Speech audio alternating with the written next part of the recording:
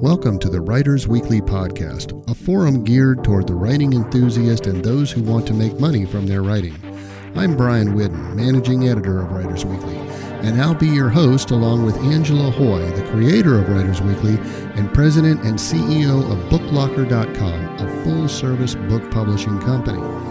Whether you want to learn how to become a professional writer, how to find writing gigs, or even publish your own book, then you come to the right place. We'll be discussing all kinds of topics relating to the writing and publishing industries. Don't forget, you can also click over to writersweekly.com. There, you'll find not only thousands of articles about professional writing, you can also find current paying markets and job listings to help you boost your writing career and even your bottom line. But for now, let's get on to this episode of the Writers Weekly Podcast.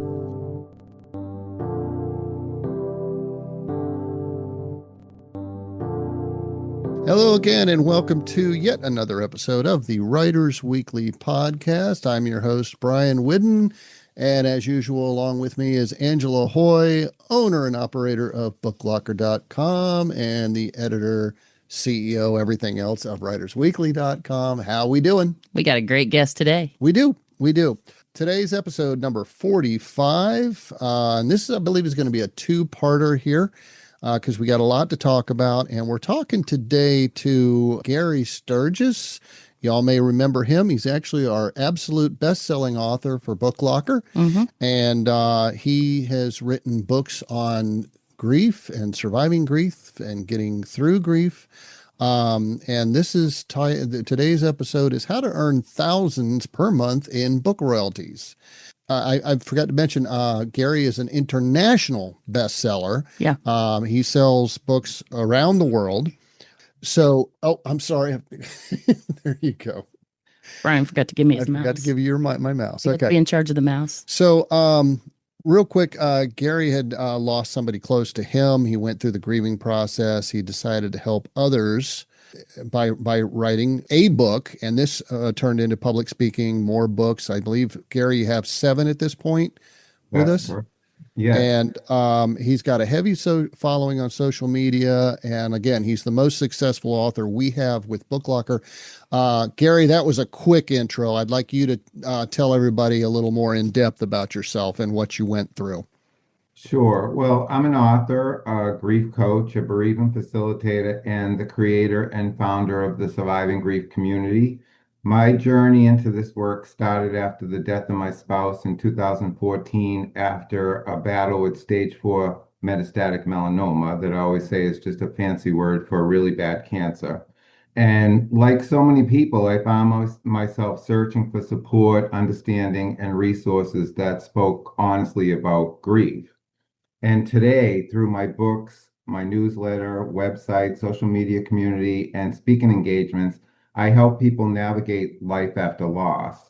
And my books include my international bestseller that you referred to, Surviving Grief, 365 Days a Year. I also have a book called Surviving, Finding Your Way from Grief to Healing, a book called What Feeds Your Soul, and several other books that are companion resources for grieving individuals and grief groups.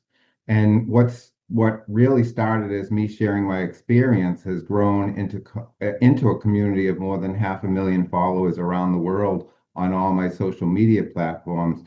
And really at its heart, my business is really about helping people feel less alone. One thing that I wanted to kind of delve into real quick before we go into the meat and potatoes here is something very interesting that Angie's talked to me about that you and her have talked about.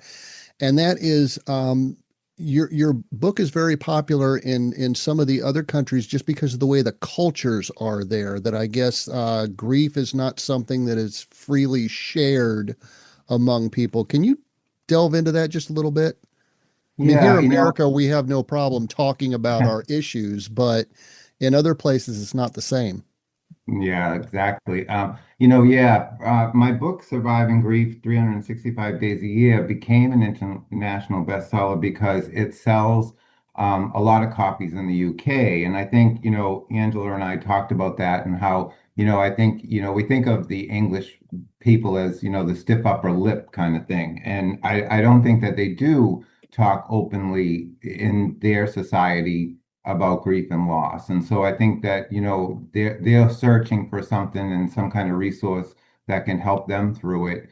And, maybe that's a book, and I think that's why it sells so many copies over there.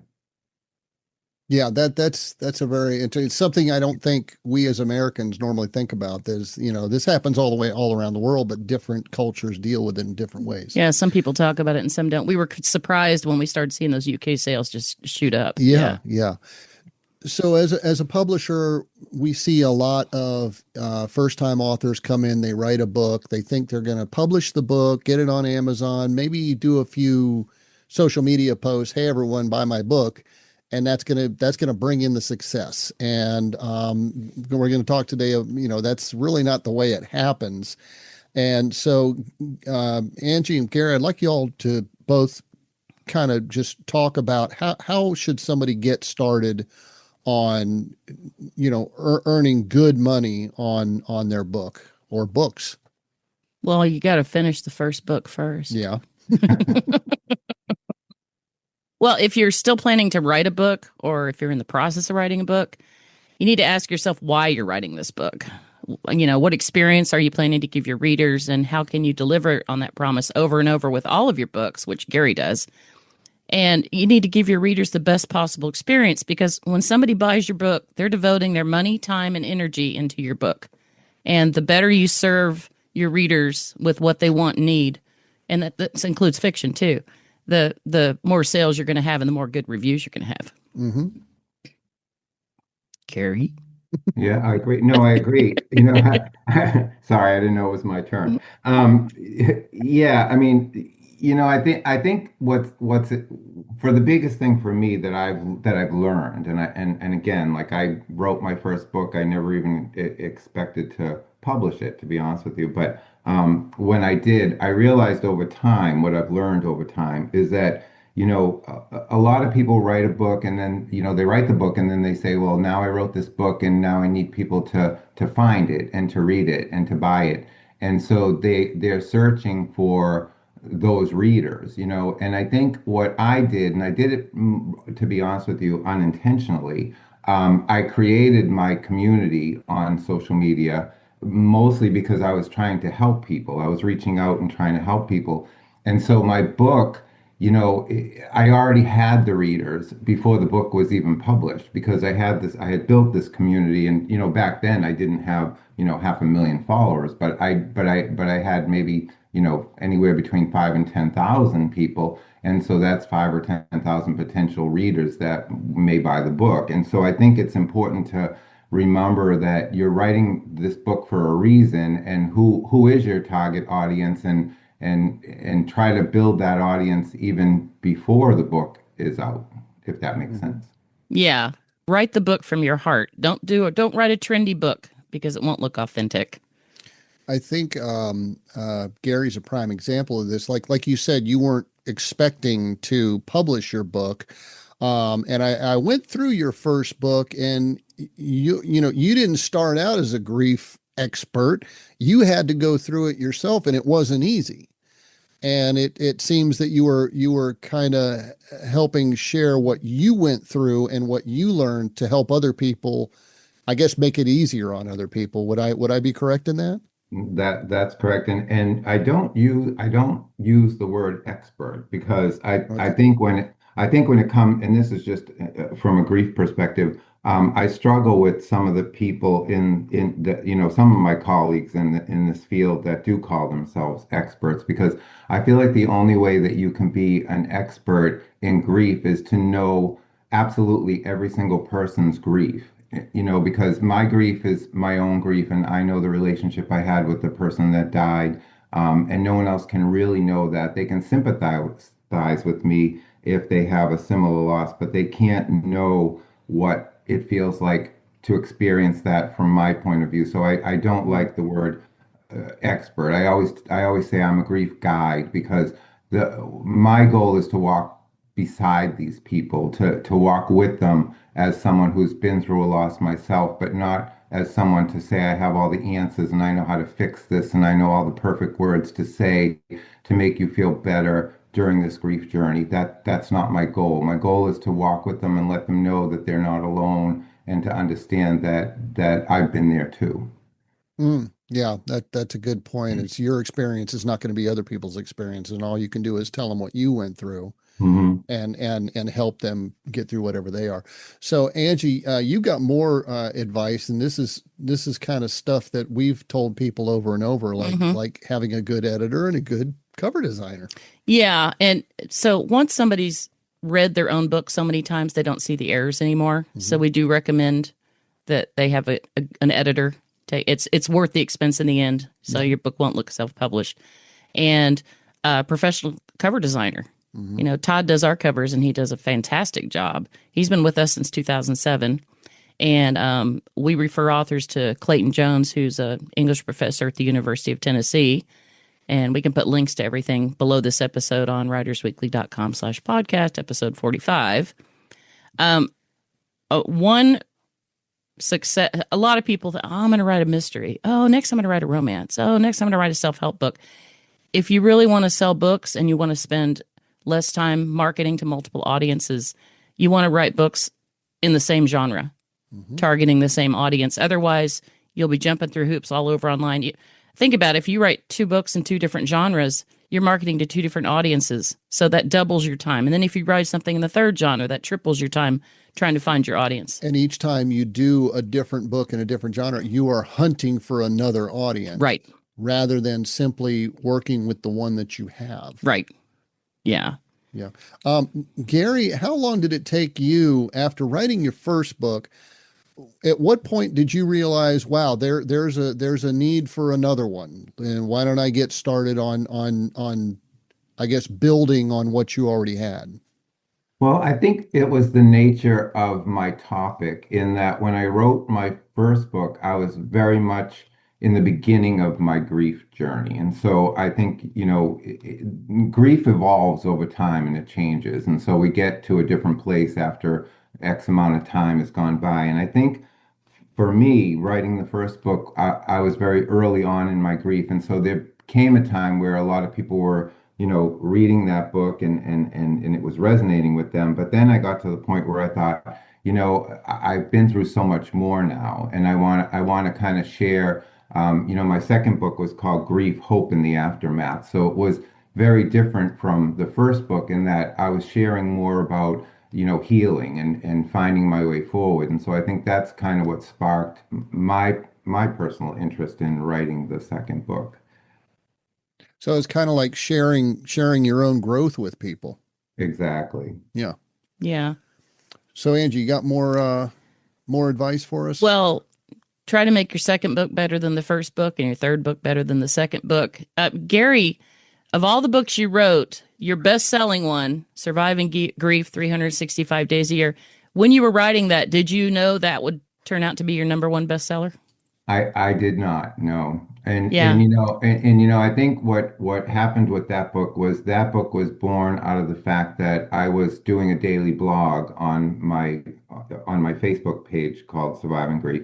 And those blogs were really resonating with people. And I thought to myself, when people are grieving, they really don't want to read a big long book like War and Peace or anything like that. And so I thought, wouldn't it be easier if they just could get up each day and read one reflection in the morning or at night before they go to bed? And so that was kind of born out of that idea of, well, they're finding these daily blogs. So maybe, for someone that's not on Facebook or someone that's not on social media, they'd be able to have this resource where they could get up each day and not have to spend a lot of time focusing on a book because you can't really focus on anything when you're in the grieving process. And so Mm. it really, I think, just took off for that reason, that it became a simple, comforting resource for people on a daily basis. It wasn't a book that they were going to read and just put down. It's a book that stays with you all year.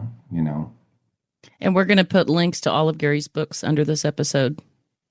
And Gary also does something that you advise, which is in each of his books, he promotes his other books. Yeah, we always tell authors it's a very good idea at the end of your book, your new book, devote a page for each of your books, put the cover and a brief description and we recommend putting your own website link, and we'll discuss that later, why to use your own website link instead of other links. Mm-hmm. Yeah. So never be shy about promoting your older books in your newer books. Yeah. And what if somebody already went ahead and self-published a book and they're not quite getting the sales that they want, or maybe they are getting the sales they want, but they think their book might be better? What would you say about that? Well, we hear from a lot of authors who write to me and say, "Oh, Angela, I've had my book up for sale for 6 months. It's been selling pretty good, but I keep getting emails from people saying there's a typo on page 8." Oops. Yeah. And I tell them it's worth, if your book is doing well, it's worth it to polish it, to make the changes, polish it. And with BookLocker authors, you can just send us a new interior file and we'll upload it, and you'll still have the same page on Amazon. You still have the same reviews, the same rankings and everything, as long as you don't change the title. Now, should they be polishing it themselves? No. Okay. No. All right. What should they let me do? Let me tell you a phenomenon that Clayton and I talk about all the time, because Clayton and I both offer editing services. Is you give the edited file back to the author. It's clean. It's great. And the author just can't help themselves. They go in and make more changes, and they introduce the same types of errors. I've talked about this before. A lot of people write it's without an apostrophe when there's supposed to be apostrophe, and vice versa. They mix those two up. That's just one example. There's a zillion examples. But when an editor is editing a book, they see repetitious errors, and then they hand the manuscript back to the author and they cringe, because they know they're going to go through it one more time and they're going to reintroduce those errors. And then if they reintroduce so many errors, they have to pay the editor to do the job all over again.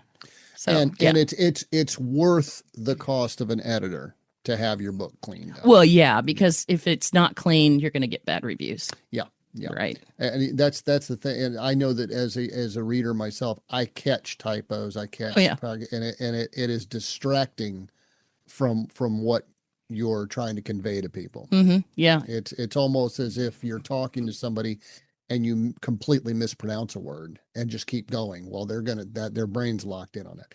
So, also, you don't want to distract readers with typos, but there's other things that distract readers that editors have, like it was semicolon Sammy.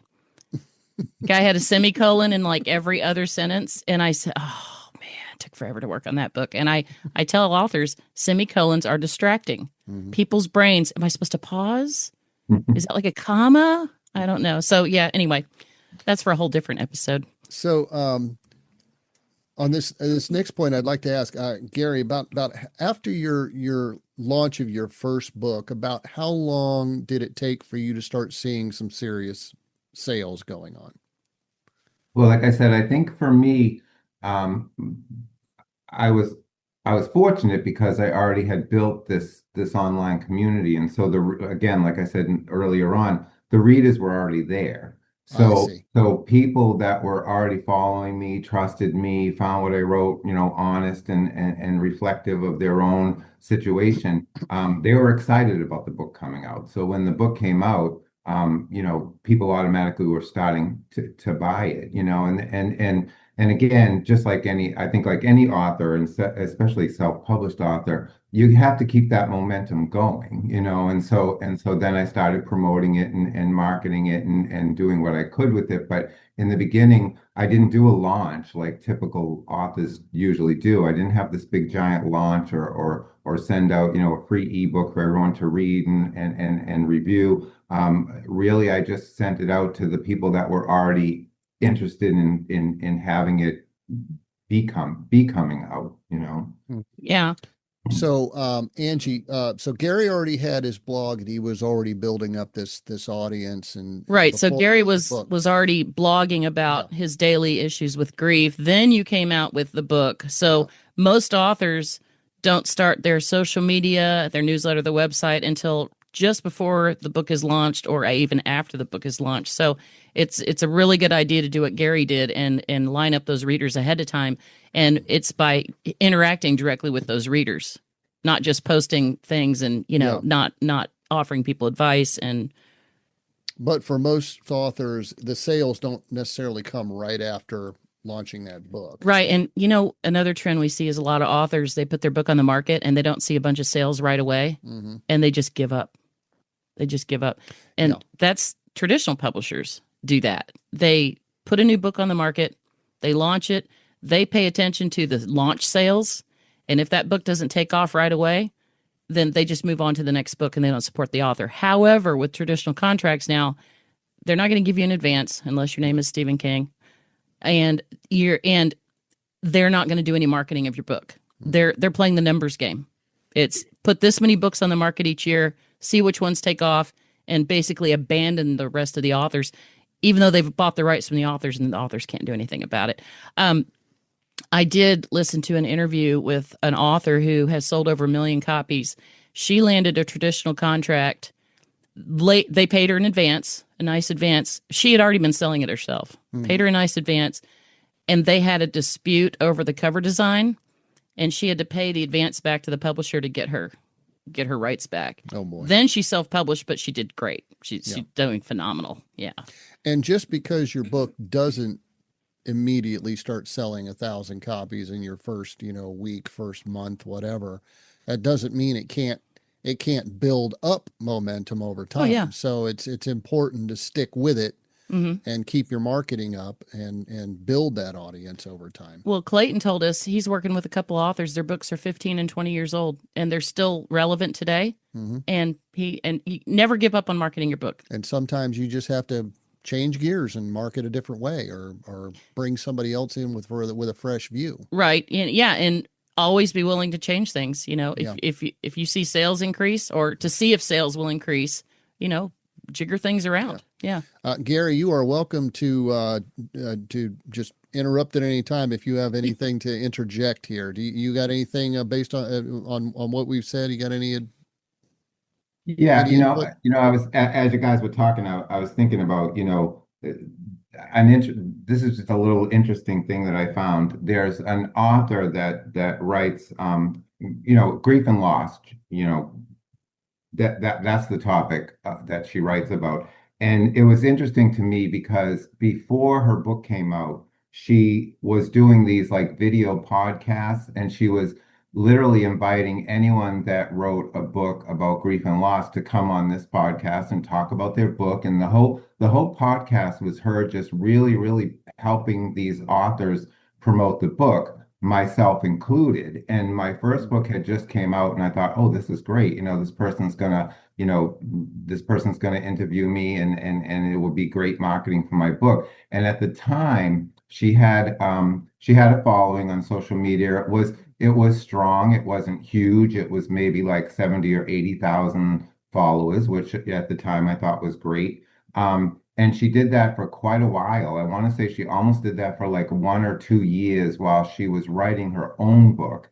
And so when her own book came out, well, guess who reviewed that book? All of us authors that had already read her, had been interviewed by her. And I thought that was genius. I really That was did. a great idea. And her book is like literally been staying on the bestseller list ever since it came out like a year ago, because she had all of these really well-known people in the grief and loss field that had already read it and reviewed it, and I was more than happy to do it for her because she had done it for me. It was kind of like all of us authors didn't forget that she helped us when we needed help. And that just goes back to what I said about get the audience before the book comes out. Don't wait for the book to come out and then go trying to find the audience. And it's also, and you've written an article for Writers Weekly for us about authors need to support authors. Yeah. Oh, absolutely. Absolutely. And I'm a huge advocate for that. I really find it interesting because I know, and in defense of every author, including myself, I remember feeling the same way. Like, oh, I don't want to promote anyone else's book because then they won't buy mine. I think that's the nature of being a human being. But now I know it's the complete opposite, because if you promote someone else's book, like for me, for someone like me in the grief and loss niche, if I promote someone else's book, then they see me as kind of an authority on that, and they'll say, well, geez, if Gary Sturgis likes it, it must be a good book, and in turn, they're going to say, well, maybe I'll get his book, because he likes this book, and so I think it's so important not to have that mindset of like, if I say anything about someone else's book, they're not going to want to buy my book, and I don't think that's true. Yeah. And just so the listeners know, we actually talked about book reviews, how to get book reviews, and how reviewing books and getting book reviews will help your sales, and that would be episode 44. Yeah. We did last week, so be sure to check that out. Mm. So, Gary, one of your biggest strengths is your social media exposure. So Angie, let's talk about social media and websites. Well, and Gary has very successfully branded himself, and you do want to brand yourself and make yourself not an expert in the topic, but a support person, a facilitator, and brand yourself through your social media, through readers in your genre, especially through your website. Gary, tell us about your website. And did you started with social media and then you later created a website, right? Yeah, and I'll be honest with you. I think probably the most important thing to do for any author is to have some kind of branding. And I, again, kind of fell into everything. I fell into the rabbit holes without really even trying to do it. When I wrote my first book, I thought to myself, when you're grieving, you kind of feel like you're lost alone in the ocean, and wouldn't it be great if someone could throw you, a life preserver kind of thing. And so that's why my first book, Surviving, has a life preserver, floating on the water. And I think that resonates with people. But then, what happened is, there's thousands and thousands of books out there on grief and loss. I mean, there is literally thousands. But when people see that life ring, they automatically think of Surviving Grief. That life ring is attached to Surviving Grief. That life ring is on several of my books. They know, okay, there's all these grief people. I know them. I know a lot of them. But oh yeah, Gary Sturgis is the one with that life ring. And so I think that's really important. And honestly, I didn't start out with a marketing plan. I started by sharing what I was learning as a grieving widower. And like I said, I fell into these things. And then even, I when I do my daily blogs, I write them in a way that, I start the blog out, talking about the really bad part about the grief experience, whatever that particular topic is I'm talking about. And then somewhere in the middle of the blog, I always say, here's the thing. And when I say, here's the thing, that's the one point or sentence that I really want to hit home with them. And then after that, I start talking about the healing part of that topic. And so even here's the thing has become something that people know me for. They always say, oh, it's that grief guy, Gary, who always says, here's the thing, and these are little things, but there's something that set me apart from the other thousands of people that are working in the same field. And in many of the articles Gary's written for Writers Weekly, and we'll put links to a bunch of those under this episode as well, about how to sell books and how to, take care of your audience. We use life ring images above his articles. Yeah. So Angie, talk about creating a Goodreads community. Goodreads, the author I was previously talking about who sold over 1 million books, she right now, as of the other day, she had the #1 best-selling romance novel on Amazon, and she had 82,000 reviews for her book. I went and found her Goodreads page. She had 86,000 reviews on Goodreads. Wow. There, Goodreads, which is owned by Amazon, by the way.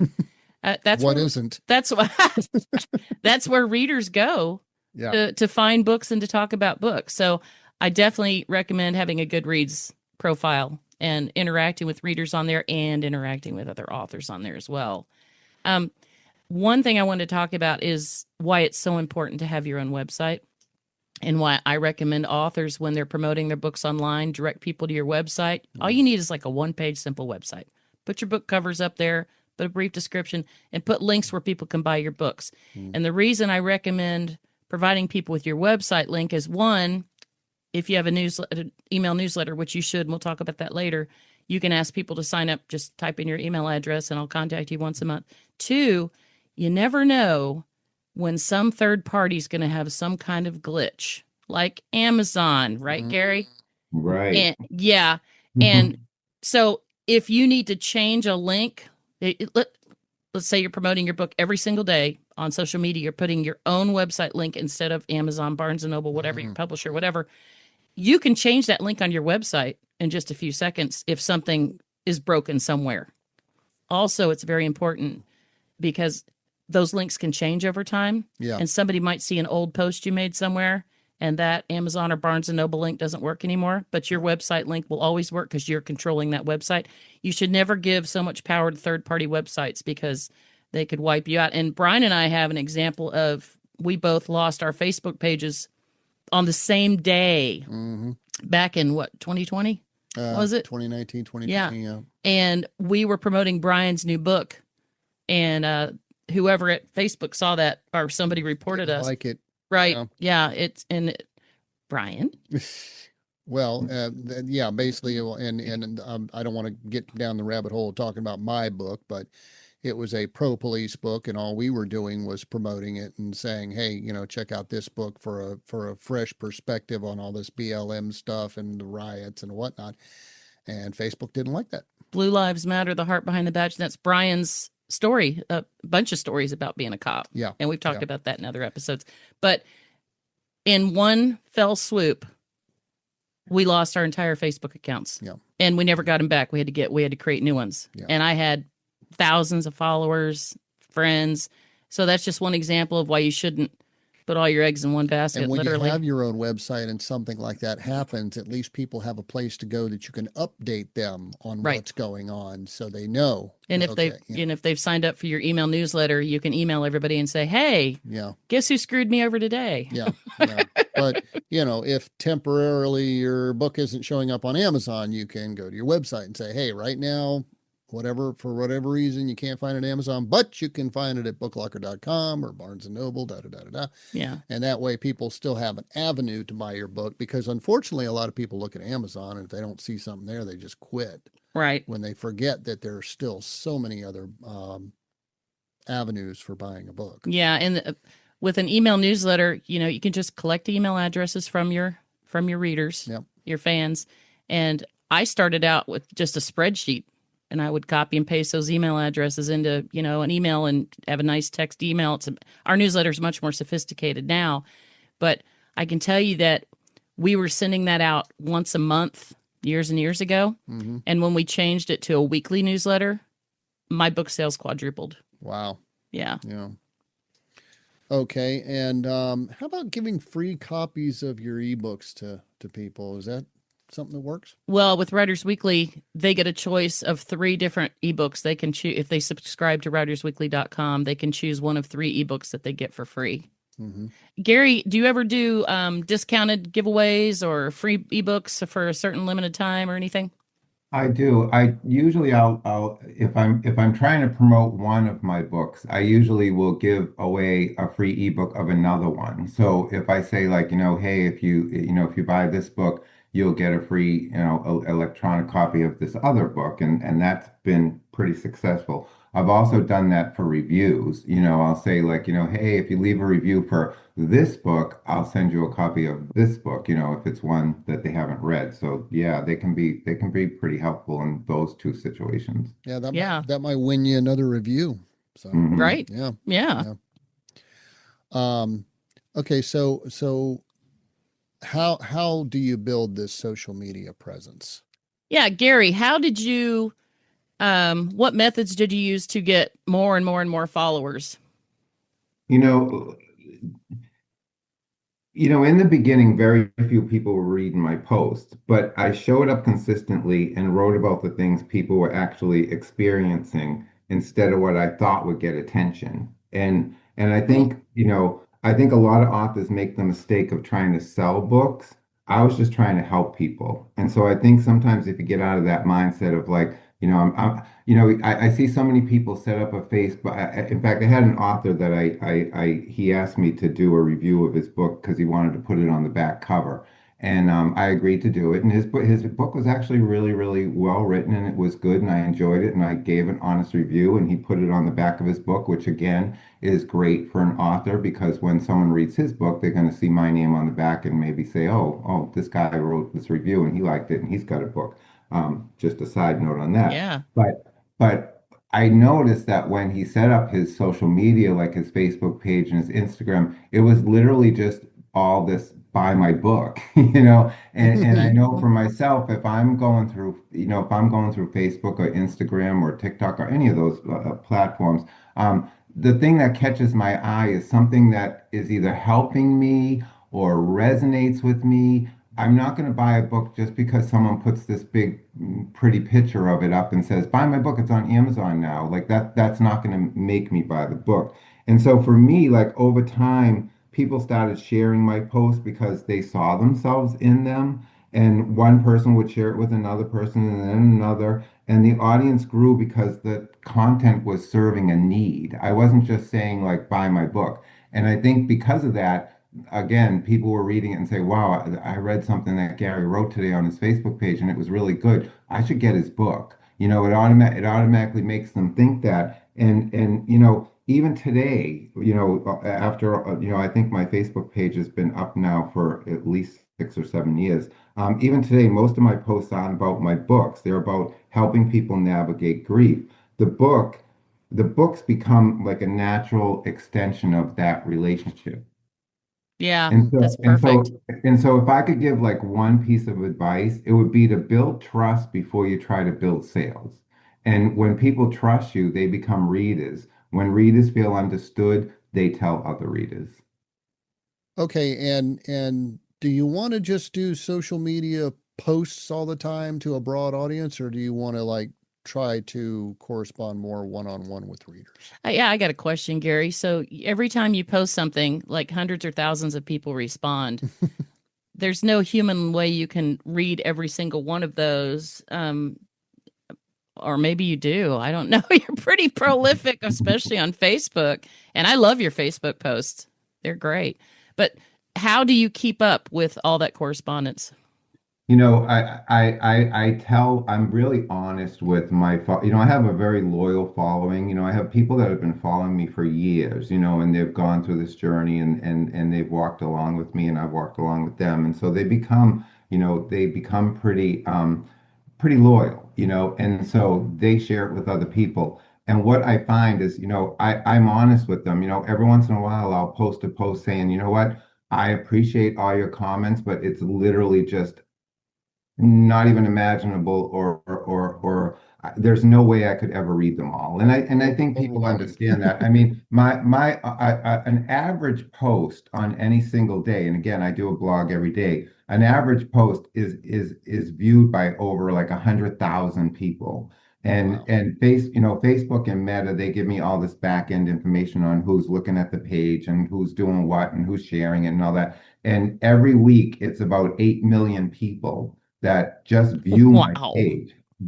page in a week, 8 million people. So how could I possibly read all those comments? So what I do is I do skim through them, I skim through them I'll put like a little purple heart. And every once in a while, because I have so many new followers each week or each month, I'll post a post about that. I'll say like, hey, I really appreciate all your comments. I do read them because I do read them, but I just can't respond to every single one of them. But I'll throw a little purple heart, and that way you see that purple heart and you know that I read it. And so people that have been following me for a while do know that when they see a purple heart, oh, Gary read my comment today, Well, that's nice. and I More think that's branding. Yeah. and I think that's important because I think that's one of the reasons why my following is so loyal is because people know that I'm not just throwing stuff out there and then I'm not looking at it again.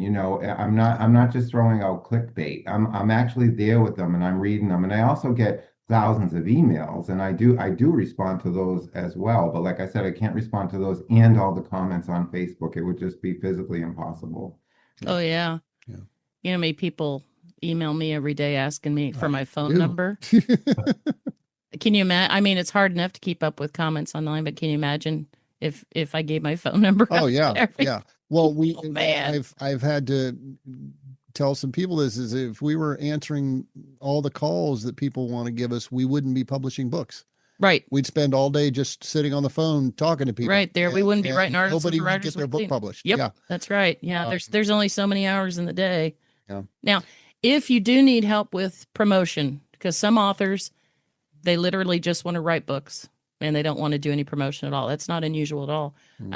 We recommend Clayton Jones. And again, we'll put a link to his contact information under this episode at writersweekly.com/podcast, episode 45. All right. So, something, Angie, that you and I have discussed several times in various episodes is joining readers' forums on Facebook. Actually, we talk about authors' forums, but this is the same idea. Go for it. They have, of course, there's a lot of author groups on Facebook. There's also a lot of readers groups, and some of them are based on specific genres. So if you can find those readers groups on Facebook and only post your cover and description and link if the rules or if the moderators allow that in that specific group. Also, Book Talk on TikTok, Book Talk. Go to TikTok and click Book Talk, and you'll find a large community of people that love books and also authors as well. And something a lot of people don't consider today, because there is such an most people are online doing these things, but considering attending reader conventions, public speaking, things like that. Yeah, Gary, you do public speaking. I do. Very often I do, yes. Yeah. And we discussed that the last time we talked to you, but go into that in a little detail about how you got into the public speaking part of this. So what I do is I do what I call like grief workshops. And so again, I'm not, I'm not saying, oh, this is a, author signing their book kind of event. I don't do that. It's a grief workshop, and they come and I have slides, and I do kind of like a grief 101. I go through all the different topics and aspects of grief, and I share all that with them. I have a Q&A where they can ask me questions. But then at the end, I have all my books. And typically, once I've given them all this information and it resonates with them and it helps them, then they're usually very willing to buy a book, or they want to buy a book because they enjoyed everything that they heard and saw during the workshop. And so I think speaking engagements are important if you don't make them all about your book. So instead of sitting in a chair saying, bring your book up here for the author to sign, you're actually giving them something first. Exactly. And then that motivates them to, I want to know more, so I'm going to purchase this book. And organizations will invite Gary to speak. Yeah. I'm often invited by like hospices or I go a lot to grief support groups will invite me, would you come? And so I just recently went to one where they contacted me and they said, we're going to give your 365 book away as a gift on the last session of our grief support group. And would you come? And I thought, of course, I'd be happy to come. And so I came, the group was an hour and a half, and I sat there and they asked me all these, different questions, and we talked. And then at the end of it, they all asked me to sign the book that they had been gifted. So for me, that was, a sale of a bunch of books that I didn't really have to do much of anything other than just go and show up and kind of be there for them and sign them. So that was kind of good. And then I've also asked to be the keynote speaker at like hospice remembrance services. A lot of hospices do an annual remembrance service for all the people that they had on service that passed, for their families. And a couple of them that I've done, there can be anywhere between 100 and 150 people, and Wow. they give my book away as a gift. And so again, all those books, and I just have to get up and speak for like about 45 minutes, and then they give the book away as a gift. So definitely public speaking is another way to get your book into the hands of people who need it. And go ahead, Angie. If somebody wants to have you come do a presentation, you want them to contact you through your website, right? Always, yes. Not post a comment on Facebook. Yeah. No, as I tell them, I may not see it. You may not find that. Now, wait, you didn't give us your website link at the beginning of the episode, so. It's www.sgrief.com, and currently it is under construction. So the old website is still there, but hopefully soon I'll be releasing a brand new website.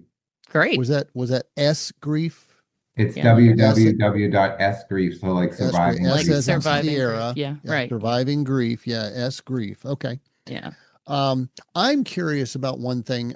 When you're doing these groups and these in-person appearances, are you finding most of your audience are people that are have had a recent tragedy, or are they actually people who are still kind of continuing their journey years into it, or they're just interested in what you have to say? I mean, can you nail down a particular majority of those people, or is it just all kinds? Well, to be honest with you, that's a good question, Brian, because usually the very first thing I'll ask the audience when I do those is I'll ask them, I'll say, raise your hand if your loss was within the last 3 months, raise your hand if your loss was within the last 6 months, Hmm. year, 1 year, 2 year. And I mean, it's all over the place. I Yes. mean, some people deal with their grief, right away. Some people deal with it many, many years later. So it's really fluid. There's people there. And there's sometimes people just come because they know somebody, it could be like a daughter whose dad died and she's coming because she doesn't know how to support her mom. You know what I mean? So Mm-hmm. sometimes it's not even a person that lost someone. It's a person that's coming there to help someone they know that lost someone. Mm, Okay. Um, that's interesting though. Yeah. that is So you interesting. get all kind because I kind of assumed it would be people that had just recently had an event. Yeah. Yeah. And I never even thought about people coming because they wanted to help others. Yeah. So let's talk a little bit more about marketing to your existing readers. And Gary's done a good job at this because he took his subject and then he actually you have one for the holiday season. Yeah.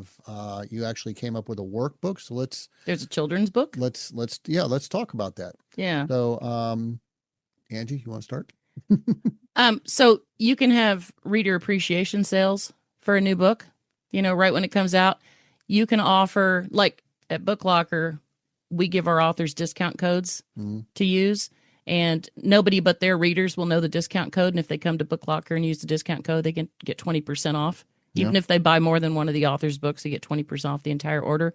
So authors can offer something special like that to their existing readers right when the book launches, but the general public isn't getting that special. So the readers know they're special and they're appreciated.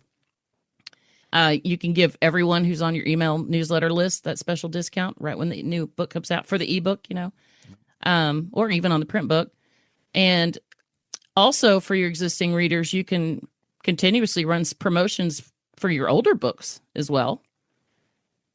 And before the holidays, you can promote your book as a gift and offer to send buyers, for a higher price, of course, a signed copy of your book for like a Christmas gift or even for, any kind of special occasion. Mhm. And this works for fiction and nonfiction. Yeah. Yeah. So Gary, go into a little more detail about your holiday book, your children's book, and the workbook that you came up with. So the workbook, the Surviving Grief, the workbook it's called the Surviving Grief Workbook. That book is a that book is a companion to Surviving Grief 365 days a year. And the logic with that book for me was that, okay, so you're reading this daily reflection, but now what do you do with it? And so a Mm, lot of people use them both together. You read the reflection and then you write out your feelings in the workbook. And the workbook has prompts, exercises, things that you can do. I always say that the only way to get through grief is to do what I call the grief work. And doing the grief work means, you have to get all these emotions and feelings out. And I'm a big advocate of writing them out if you're not a person that can talk about it or you're not a person that's willing to sit in a grief group and talk about your personal feelings with other people. A lot of mhm. people don't like doing that. The workbook gives you the opportunity to kind of work through what you've read, what reflection you've read in the 365 book. And then the holiday one, I do, you were talking about events. One of the things I do starting in October, from like October to February, I do my holiday workshops, which are both mostly just about holidays are one of the hardest things for people grieving the loss of a loved one. Oh, They yeah. just bring up a lot more emotions. And so those workshops I do are called, surviving grief during the holidays. And so those are always like highly, highly attended because so many people struggle with the holidays. And so I thought, well, why not put all that in a book? And so that was how Surviving Grief During the Holidays was born. And then the children's book was, I always say if you're old enough to love, you're old enough to grieve. And I think sometimes, if someone loses their spouse, but you also have like small children, those children, even though they may be 4 or 5 or 6 years old, they're grieving too. If you're Oh, if you're yeah. young, if you're not young enough to love, love someone, you're old enough to grieve them. And so that was what the children's book was born out of that idea. I lost my dad when I was 5. Yeah. Mm. And I don't remember much, but I do remember nobody talking about it. Mm. Nobody asking me and my brother, he was 6, how we felt or how we were doing. Yeah. It just he was there and he was gone, and then mom got remarried. So Trying to move on. Yeah. right, everybody just moving on and nobody talking about it. Wow. Yeah. Yeah. You want to continue on some of these points on marketing for existing readers? Again, I'm referring to the author who sold the #1 romance seller right now. Yeah. She has tens of thousands of reviews for all of her books. The one 86,000, 82,000. She has a spreadsheet of her 200 top fans, Mm-hmm. the people that she knows when she contacts them, they're going to buy her book and they're going to post a review for her book. Yeah. So, and that's just a microcosm of the number of followers she has.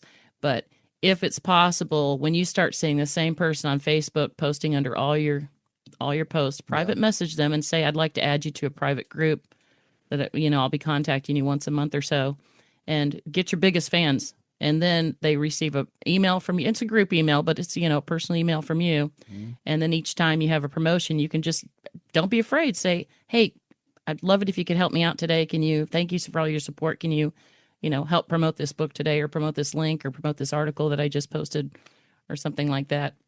You can offer reader appreciation sales for like 99-cent copies of your ebook. Use your backlist to promote your front list. Gary, what are you doing? My dog is deaf. I'm telling her to go eat. Oh, you're doing sign language to your dog. Yeah, Wow. she just went to eat. Yeah, she Oh, knows eat. My dogs can hear and they won't listen that well. Yeah. Go ahead. There she goes. sorry. Sorry. I was doing it quietly. You were doing Well, it quietly. what listeners don't, we can see Gary right now. This is just an audio presentation, but we can see Gary. By the way, I like the Red Sox hat. Dang. Get it? Boston? Red Yes, Sox? Boston Yeah, Red okay. Sox. Yeah. Brian's sister used to lives in live in there. Boston. Yeah. Oh, I used to live sister there. lives Yeah. there, Right. Yeah. Okay. So if one book is doing well, Yeah. should you keep the price the way it is, or It's very common in marketing to say, this is the introductory price. It's going to go up later. If you've got a book that's really doing well, go ahead and experiment with higher prices. I mean, why not?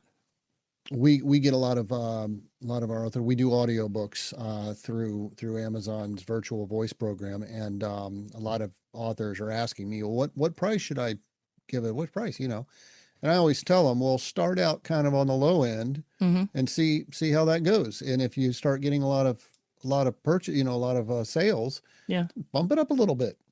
Keep bumping it up until things slow down, and then you could drop it down again. But I'm if actually surprised how many audiobooks we're selling. they're They're doing but really well. you Yeah. consider this: if you get too ambitious and you slap a high price tag on there, let's say 100 people buy your book at that price tag, but it's not quite doing that well, and so you drop the price. Well, those people that bought it for $100 and see that somebody else got to buy it for 75, they're going to be like, well, how that, Well, it's like when you put your house on the market and you expect somebody's going to pluck it up right away, but Yeah. then you got to lower the price, and then lower the price, Yeah. and then lower the price, and then people don't think your house is really good. Yeah. So start low, go high, or start low and work your way up. Yeah.